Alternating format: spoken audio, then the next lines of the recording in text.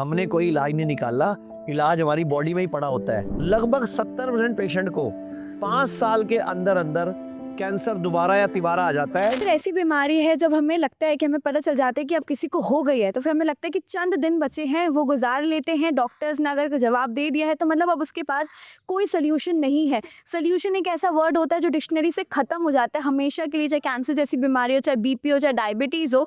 But अगर sir आपने इसका इलाज निकाला है तो ये आप कैसे करते हैं अपने ट्रेनिंग प्रोग्राम के थ्रू? हमने कोई इलाज नहीं निकाला, इलाज हमारी बॉडी में ही पड़ा होता है। अच्छा एक बात बताओ, मान लो बॉडी में गांठ आई कहाँ से? बॉडी ने ही तो बनाई। जब बॉडी नहीं बनाई है तो बॉडी को ही बोलो ठीक कर। जो बना रहा है, देखो आप गलती क्या करते हो, आप सबसे बड़ी गलती क्या करते हैं, लोग इलाज ना बाहर ढूंढ रहे हैं, जबकि इलाज बॉडी के अंदर ही है।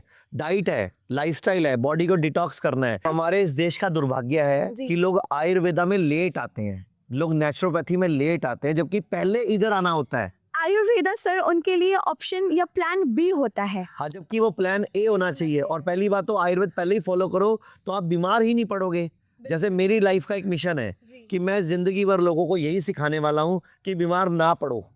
इसीलिए आप मेरी जितनी वीडियोस देखोगे यूट्यूब पे, फेसबुक पे, इंस्टा पे, तो मेरी में ज़्यादा ट्रेनिंग्स होती हैं, ये कर लो, ये मत करो, ये ज़्यादा खाओ, ये कम खाओ, ताकि बीमार ना पड़ो।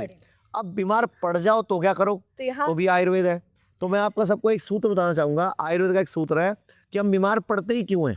ये जितने लोग खड़े हैं इनको किसी को कोई बीमारी है, ये बीमारी होती क्यों है? तो आयुर्वेद कहता है सर्वे रोगा अपि मंदागिनी ही अजीर्ण मलिने कुपित मल संचते। मतलब सभी रोग मंद अग्नि से उत्पन्न होते हैं, यानी कमजोर लीवर, कमजोर पेनक्रियाज, कमजोर स्प्लीन, कमजोर पाचन तंत्र, कमजोर मेटाबॉलिज्म, यानी कि खाना हजम नहीं होना और पेट साफ नहीं होना।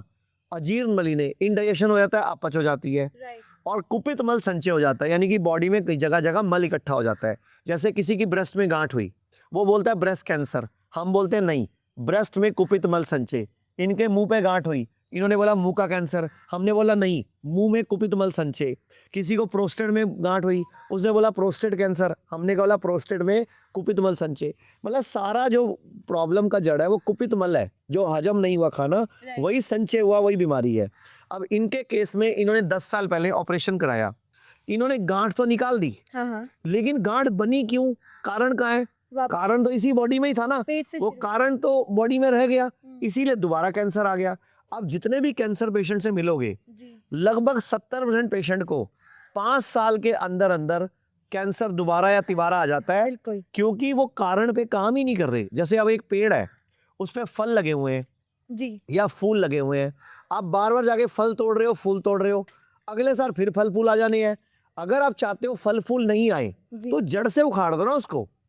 तो बॉडी को डिटॉक्स करना था पंचकर्म के माध्यम से, तो दोबारा नहीं आता।